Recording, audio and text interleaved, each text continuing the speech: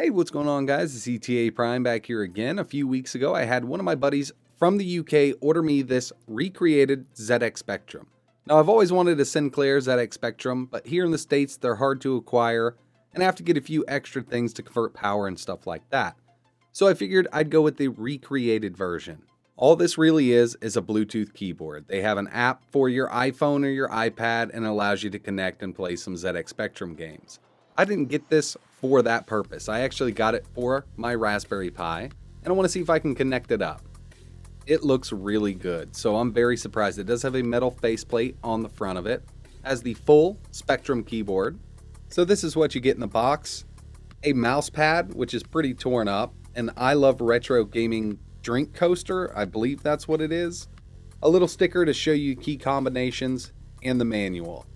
All of that stuff is going to the side because all I really care about is this 48K ZX Spectrum. It is beautiful. Every time I look at reviews on this, it gets horrible reviews because all it really is a Bluetooth keyboard. Now, it works with Bluetooth or you can plug it in with USB. It runs on 2 AA batteries. Now, one of the big reasons I got this was because I want to put a Raspberry Pi inside of it, and I've already done so. I've added a 4000 mAh battery, HDMI out, power switch, LED, and things like that. This video is just to show you the unboxing of the unit as it comes. The next video I upload will show you guys what modifications I've done to it to add a Raspberry Pi inside of here. Now, it's going to be fully portable, so you can plug it into pretty much any HDMI display and play your favorite ZX Spectrum games from there. On the back of the unit, there's an on and off switch, a status LED, a pair button for Bluetooth, a layer A and B switch. Now, I think this button allows you to switch it from a regular keyboard to a ZX Spectrum style keyboard when it's hooked up to your PC. And there's also 5-volt DC in. This is also a data transfer cable, so you can plug it into your PC with a USB cable and use it as a keyboard like that.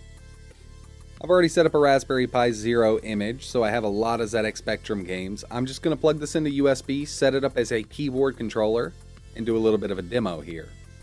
Setting up the keyboard with RetroPie was very easy. I just plugged it in, it told me that I had a controller connected, and I set up my buttons accordingly. So the buttons aren't exactly like the original ZX Spectrum to play the games, but I mapped them in a way that I know where the buttons are and how to use it. The Pi Zero should handle these Sinclair games pretty good. Shouldn't have any lag on the Pi Zero at all, so I'm going to go ahead and start a game. This is a pre-recorded video. I have already modified the ZX Spectrum and put a Raspberry Pi Zero inside of it with a lithium polymer battery, 4000 mAh. I should get really good runtime out of it. I also set up an on and off switch and an LED. That will be the next video I upload. This video is just to simply show you that it does work with RetroPie, and it works pretty good. I was able to connect it to the Raspberry Pi using Bluetooth, but it disconnected every 3 or 4 minutes. So I figured using a wired connection is just going to be way more stable. And since I'm putting a Pi in it, I might as well just have it wired into the Pi itself. So that's it for this video, guys. I really appreciate you watching. I just wanted to show you that this recreated ZX Spectrum does work with the Raspberry Pi running RetroPie. It works pretty good. The next video I upload will be the setup that I did. Now, I love it. A Raspberry Pi Zero battery powered inside of this recreated ZX Spectrum is pretty cool. If you're interested in picking one of these up and you're in the UK, you can get them on Amazon for pretty cheap. I'm going to leave a link in the description. If you're in the US, your best bet is to search eBay or something like that, but they do get on up there. They're only 35 pounds in the UK, which is about 50 US dollars, a little less than that. And if you find one in the US, it's going to run you 100 to 150 US dollars. So if you know somebody in the UK that can ship you one, definitely get them to do it because it is worth the 50 bucks. If you guys could, hit that like button and subscribe to the channel for more great content. I have a lot more coming on this unit here, and I think it's pretty cool. I hope a lot of you guys do too. Like always, thanks for watching.